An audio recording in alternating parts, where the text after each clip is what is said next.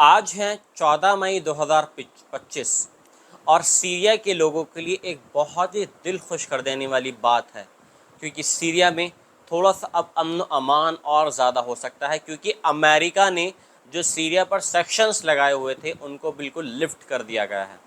और ताज़ा जो दोनों की मीटिंग हुई है वो रियाद के अंदर हुई है। चलिए जानते हैं पूरी खबर तफसील से क्या है। एक दिल को छू लेने वाला और ऐतिहासिक पल था जब अमेरिका के राष्ट्रपति डोनाल्ड ट्रंप ने कहा, एक बड़ा बयान दिया कि अमेरिका सीरिया की नई अंतरिम सरकार के साथ अपने रिश्तों को सामान्य करने की दिशा में कदम उठा रहा है। ये बड़ा खुलासा सऊदी अरब की राजधानी रियाद में गल्फ कोऑपरेशन काउंसिल यानी जीसीसी के नेताओं के साथ एक शानदार बैठक के दौरान हुई। इस मौके पर ट्रंप ने बताया कि उन्होंने सीरिया के अंतरिम राष्ट्रपति अहमद अल शरा से 33 मिनट की एक यादगार मुलाकात की है।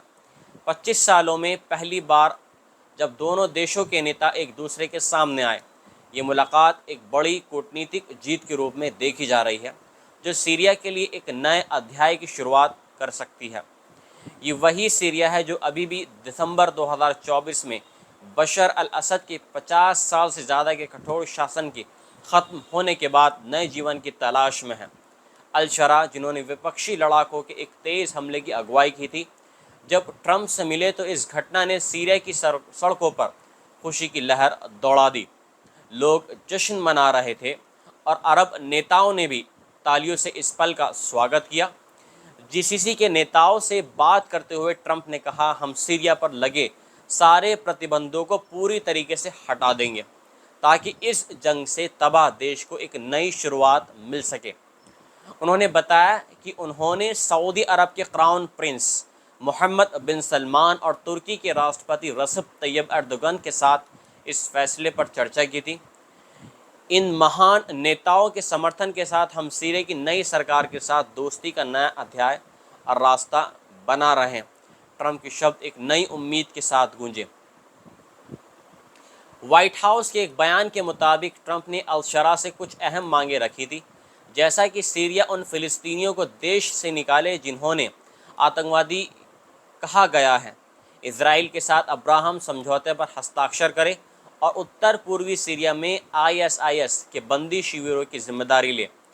ये शर्तें ट्रंप के उस दृष्टिकोण को दिखाती हैं जो इस इलाके में शांति और स्थिरता लाने के लिए काम कर रहा है। जब ट्रंप ने मंगलवार रात को प्रतिबंध हटाने का ऐलान किया तो दमिश्क की सड़कों पर लोगों का जोश देखने लायक था। मीडिया रिपोर्ट्स के मुताबिक दमिश्क से बताया गया कि 25 सालों में पहली बार एक सीरियाई राष्ट्रपति ने अमेरिकी राष्ट्रपति से मुलाकात की है। ये अपने आप में एक ऐतिहासिक लम्हा था। लोग इस खबर को अपने देश के लिए एक नई शुरुआत के रूप में देख रहे थे, एक ऐसा मौका जो शायद उनके दर्द भरे अतीत को पीछे छोड़ सकता है।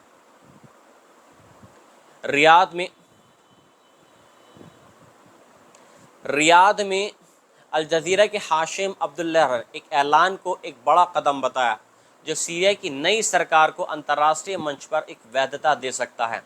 उन्होंने कहा कि प्रतिबंधों के हटने से जीसीसी देशों के लिए सीरिया में आर्थिक मदद देने का रास्ता खुल जाएगा, जो पहले प्रतिबंधों की वजह से रुका हुआ था। इस नए दौर को और मजबूत करने के लिए ट्रंप ने बताया कि अमेरिकी विदेश मंत्री मार्को रूबियो सीरियाई विदेश मंत्री असद अल शेबानी से तुर्की में मुलाकात करेंगे ताकि अमेरिका सीरिया रिश्तों के भविष्य पर चर्चा हो सके।